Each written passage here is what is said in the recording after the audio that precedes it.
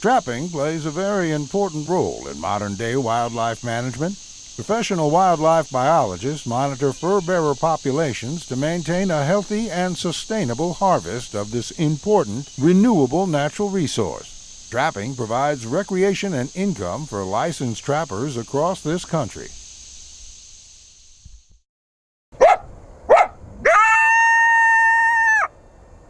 Hoosier Trapper Outdoors is brought to you by Hoosier Trapper Supply, Leatherwood Creek Trapping Scents, HTS Productions, Hoosier Trapper Deer Scents, and Leatherwood Wildlife Art. All right, welcome to episode 7, Hoosier Trapper Outdoors. This episode will have our product highlight, question and answer, and then this is check day 4 on the Mississippi trapline. So we had a good time on that trip. You know what? It was an amazing trip. Thanks to Lee for hooking us up with some property. Yeah, I mean, we had a great time trapping with him. He's a good trapper, and it was real nice of him to.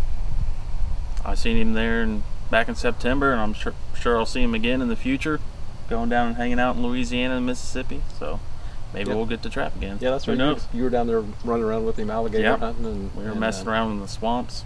Yeah, a little bit of frogging, that sort of thing. Yeah. Maybe we'll put something like that on the show one day. Yeah, we might. Some bonus footage in the summertime or something. Yeah, we might. Enjoy the show.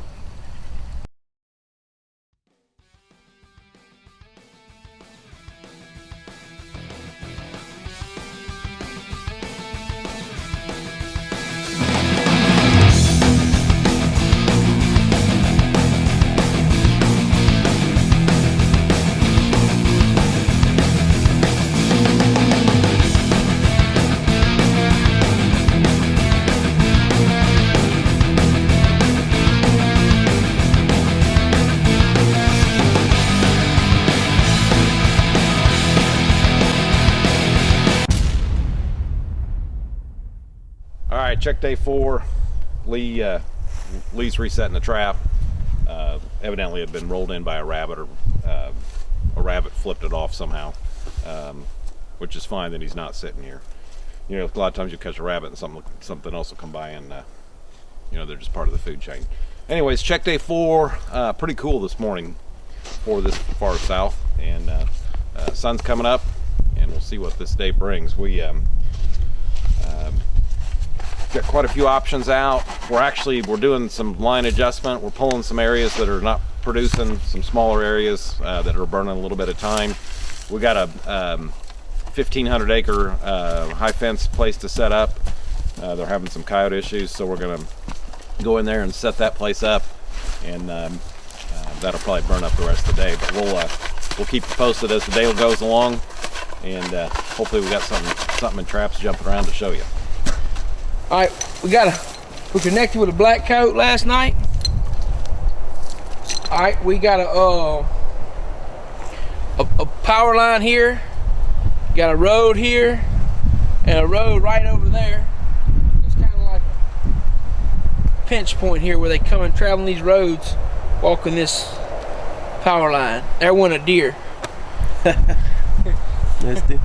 Just crossed the line. Anyway, we connected on a good black one. We'll get her took care of and make the remake. Check day 4. Lee just caught the black coyote. On a new piece of property here. Got something over here. We'll check out what Lee's caught.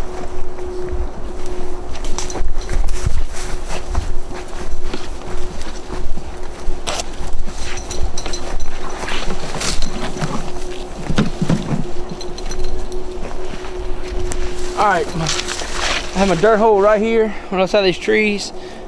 Just an open area here where they got a lot of gravel.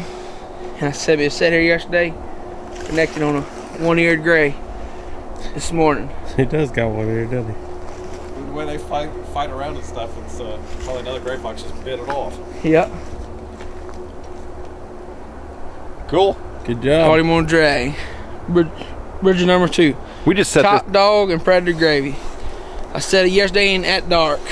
Yep, set it last night. It was as it was getting dark. And this road, we set it last yesterday. We don't have a lot of sets on here, but it looks really good habitat-wise. To me, it looks like the best property we've been on. So, unfortunately, it's not that long. I wish it was 10 miles long, but it's not. So, but anyways, it looks good. Stay tuned. Yeah. All right. I was making a remake on this gray. Miss Charlie got to looking at my drag, laughing at it. Laughing at it. It's a homemade drag for a real open area. It's heavy, kind of like a boat anchor. Got 4 prongs. I promise you, they're not going nowhere hardly. I usually light open fields when I ain't got the ground's hard. I'll just pitch it out there. I got a couple of them, and they'll be there in the morning. The gray didn't go anywhere with it, did he?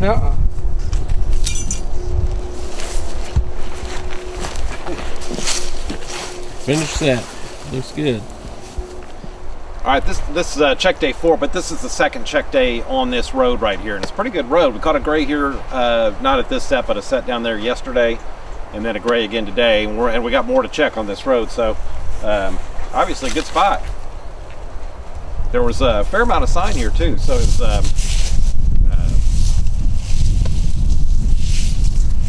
sign we didn't typically see in a lot of places because there were some silted in areas and whatever, so we could see tracks. And so yeah, it was a good place. But got him on a drag. He wrapped up low right there, and there's the set.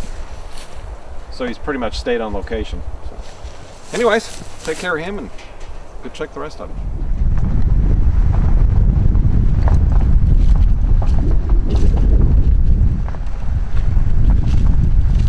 Stop the truck. Got me a cat here this morning. I had a dirt hole here in this bank, and it's a road here, and they got an old loading ramp, log ramp, big, and this fresh, about 3-year-old cutover, really thick, holds a lot of predators. We connected on a cat. Get in there. A big one. Caught him on top dog, long distance, and predator gravy. It's that gravy, baby.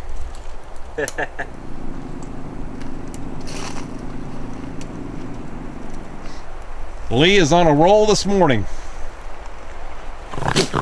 What other? Hey, we're trapping here. We are in Mississippi, but we are not that far from New Orleans, and it is Fat Tuesday. So we got, when you get a special catch, we got to bring out the Mardi Gras beads. Fat Tuesday for Lee. Present to you. I get to wear the beads. You wear the beads for now until the next person catches a cat. Cool, Lee.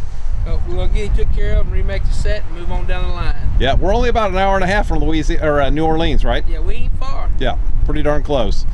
Yeah, but we ain't going down there. We staying up here in these woods. Oh, we're having a good time here.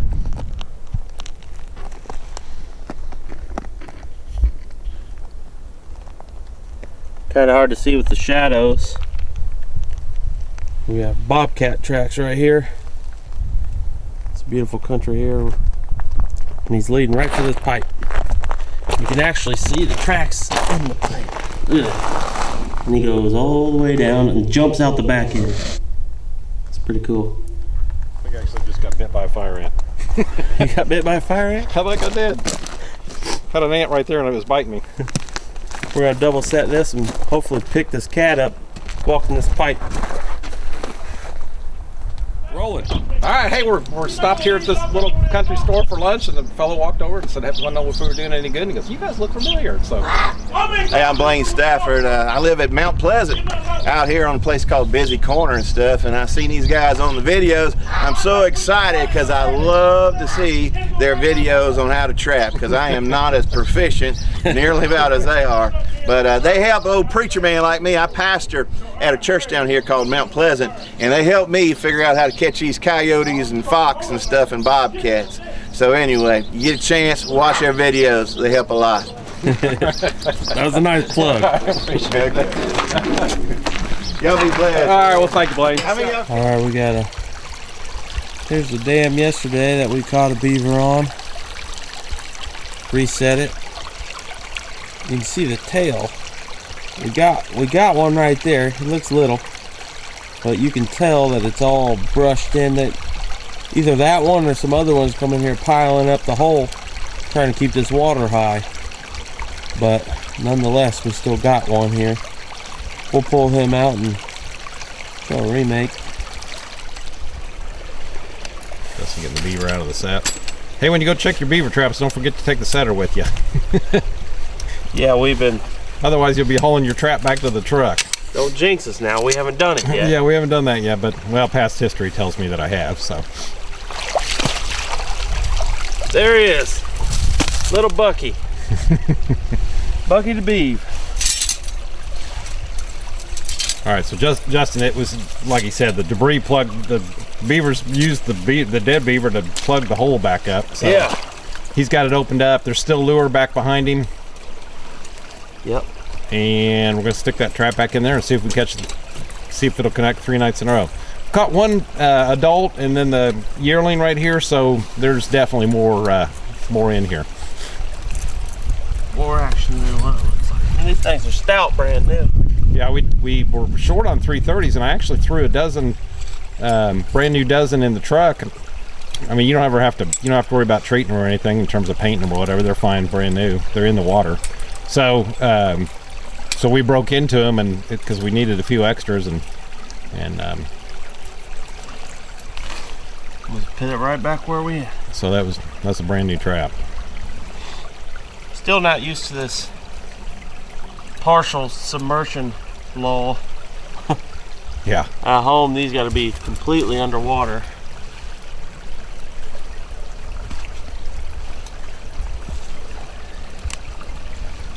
This thing's stable here.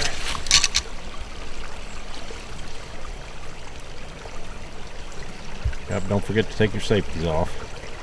Yeah. Otherwise, you'll just be giving them a headache. And they probably wouldn't come back.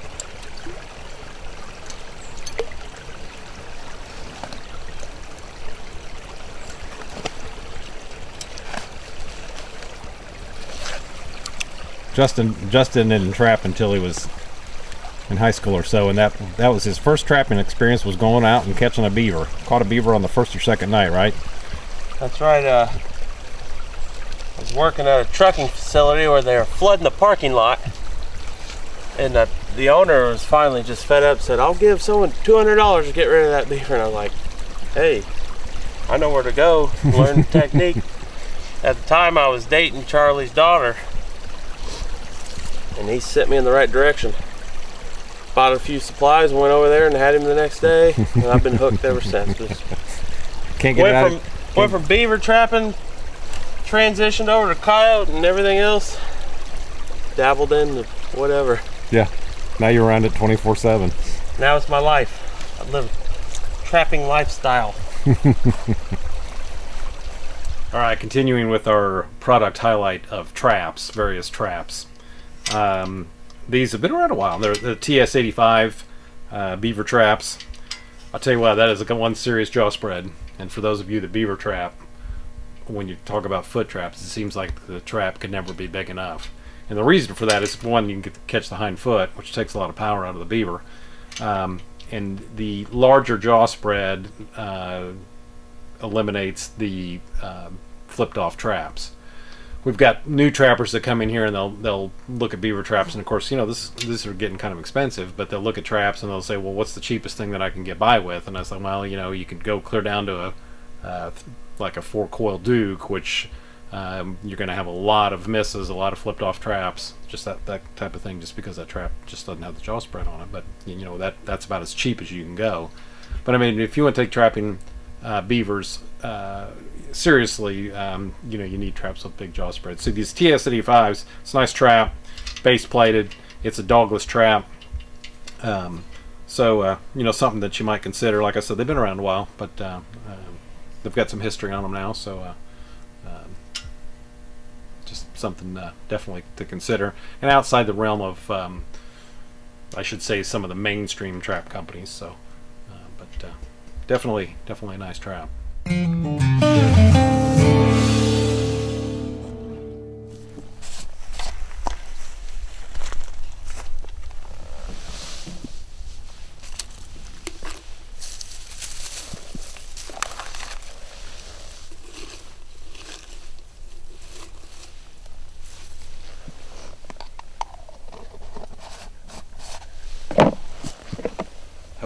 on this set, using finicky feline. We use a lot of it on the cats. It's also a good change up for coyote and gray fox. Red fox would come to it too.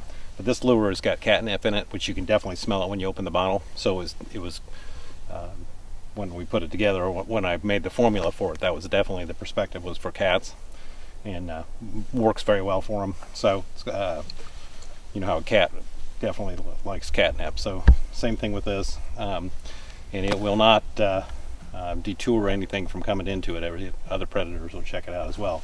But definitely a good choice for cats. Put that on the top edge of the hole.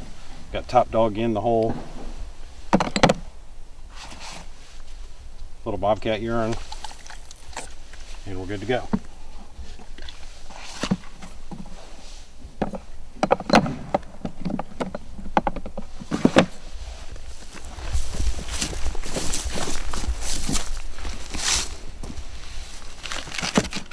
Okay, for this question and answer, we had a gentleman write in and say he had a question about lure, what to use and when to use it.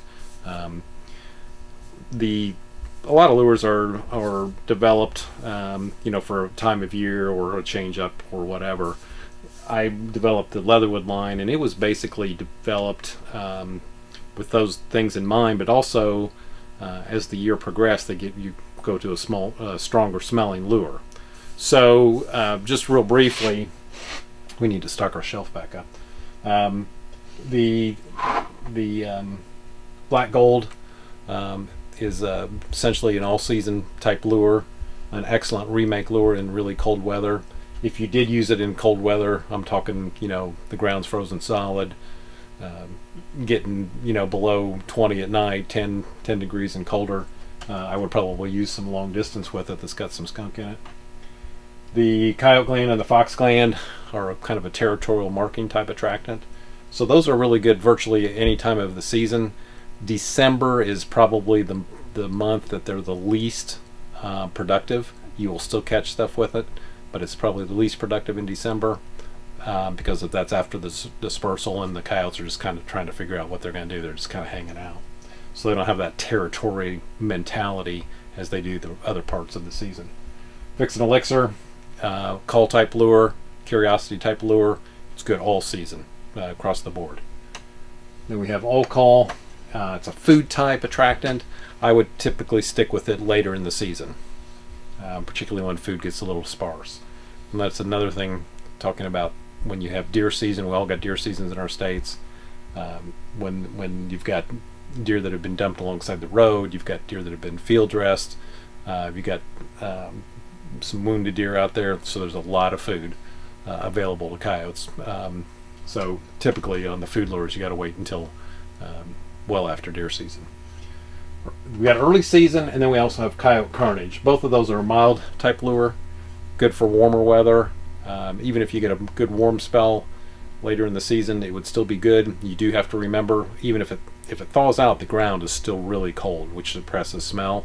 So sometimes it's still better to go with something a little bit stronger in smell. But both the early season and that coyote gland are better October, November type trapping. They're also excellent remake lures. So if you're going to remake a set after a catch, then those are excellent. It doesn't matter how cold it is; they'll both work very, very well for that. Got the long distance, skunky. Use it away from the set in the warmer weather. When it gets really cold, as I mentioned earlier, you can use it right at the set. Predator Seducer, it will work December type trapping. It was more designed for January, February type trapping, breeding season type attractant. And then we have Predator Magnet, and there again, that would be better December. We would work in the latter half of November, December, and January. And these are rough guidelines. There are exceptions to all of this, but that is generally how those lures were developed and what time of year that they were developed for. So just kind of a brief overview of the attractants here. Okay, as I said on our last show, on the Mississippi trip, we didn't have our traditional end of the day filming that we normally do on most of our trips. So we ended up catching the black coyote, 2 gray fox, a bobcat, and a beaver. And so yeah, it was a good day. and we had cooked the hog that we had caught, or the little pig that we had caught the day before on the grill, and it was delicious. It was small, didn't have a strong smell to it at all. So excellent eating that evening. As Lee said, we were living off the land. Anyways, to go back to a couple things. One, we had a couple people actually request that we film our Chapter 7B Fur Takers Rendezvous that we have here at our place, and it's just not something we were able to accomplish. We've got not enough help that day to get something like that done. Every year we kind of think about it and just don't ever seem to get it done. So anyways, we maybe in the future we'll get that accomplished, but for those of you that have requested that, my apologies, we did not get that accomplished. All right, well, I hope you enjoyed the episode. We had a good time putting it together for you, and looking forward to the next one. All right, we got our Hoosier Trapper Supply catalogs out. You can give us a call here at the shop. We'll send you one that way, or you can visit us online at HoosierTrapperSupply.com. That way you can request a catalog that way, or print your own right there. It's a PDF clickable link on the home page. Or you can also register on the site to actually receive our online newsletter. It comes out every 2 weeks or so when the show's released, and we'll let you know about products, events, that sort of thing. Anything that's going on here that's important, we'll definitely let you know through email. So please sign up and pick up your copy. Join us on November 11th for an all-new episode of Who's Your Trapper Outdoors.